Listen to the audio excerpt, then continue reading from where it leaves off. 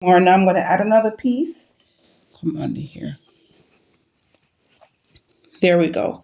You can add your jam in between so you can add. Now the hair is still there, but you can see it's shorter. So you want to get it. There we have more. You're going to have a tuck because you want to protect your customer here, and not just protecting, but they want blue hair. Okay, from the base, fine, it's okay, coming straight down. When you have client here, you don't want to cut, you want to just put product on it. Hi guys, anyways, I'm here. I section out just a small part. Here, I'm going to show you guys that it was a human hair, then you know you have to go in and go in and go in. But if you can braid a mannequin head, then baby, you are on your way. Because this guy ain't easy to roll a place. You say chamba chamba mean chop up chop up. For those who don't know patois, my daughter did it. So now I'm just going to go straight into the video. So I put some edge control on it there. I'm not really a big fan of braiding hair with a lot of edge control unless the client asks me for it.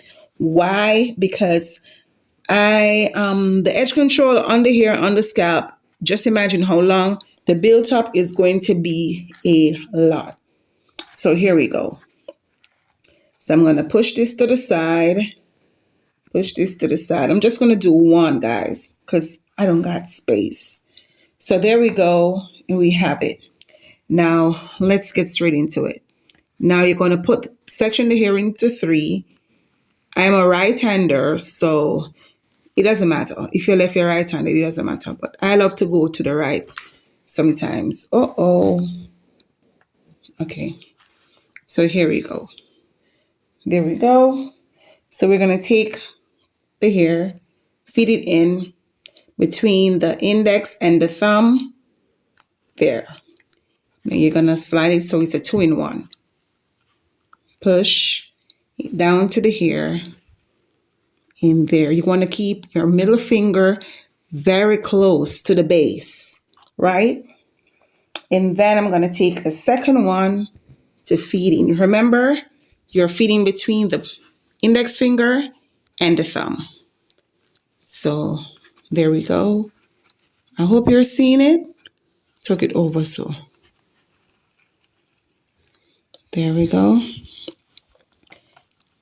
You want to pinch it down as tight as possible. Have another piece coming in. Soups. There we go. In there. So the tucking part of it now, this is what you're going to hide. Why you want to hide it, I'm going to switch my hands now. My fingers, sorry, not my hands.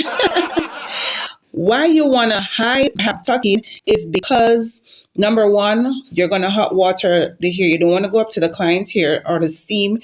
Also, but for that, you can use heat protector. For that, you can also comb it out just for blending purpose. And you want to go for this one here. You just quickly fold it over like so, and you get it. I'm doing it in slow motion because I want you to see. Now, you're going to get it more and more. Now, I'm going to add another piece. Come under here. There we go. You can add your jam in between so you can add. Now, the hair is still there, but you can see it's shorter. So you want to get it. There we have more. You're going to have a tuck because you want to protect your customer here, and not just protecting, but they want blue hair. Okay, from the base, fine, it's okay, coming straight down.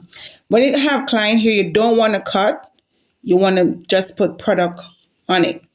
Put product on the short piece because you're not going to clip off the client's hair.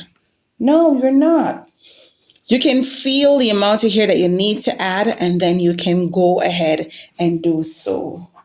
Now I'm going to add in piece more. And there we go. And then you're going to plait. Wait. The doll head is moving. Yeah. So there we go. And you plait. Now look straight under here. You can see coming down. There we go. And then you're gonna just continue. Go.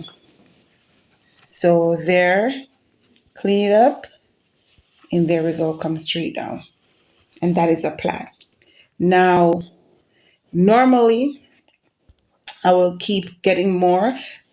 From this part is not going to get any sort of hot water because, or the steam rather, I will try to prevent, or as I said, spray heat protector on it. But this is your plait. You have many other ways you can do this. If it's a bigger, if the person wants jumbo, it's a good chance that you will not see any amount. But if depending on the size, you might see a little bit of the clients here. But as you go down, try to, and right here, I think I could have went in a little bit and cover more right there.